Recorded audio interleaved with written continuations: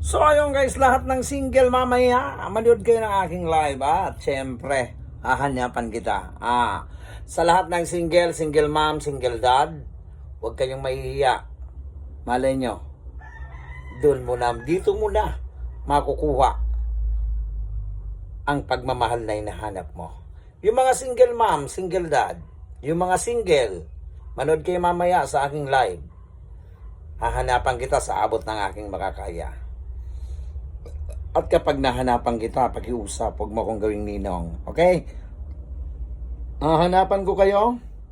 Sabi ko nga, kahit medyo mga matatanda na kayo, may edad na kayo, basta gusto nyo pang mag-asawa, hahanapan kita.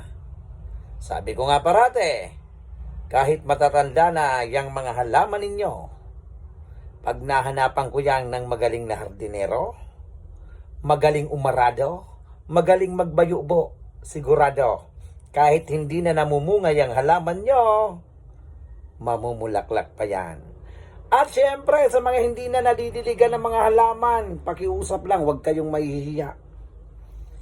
Gayahin nyo ako.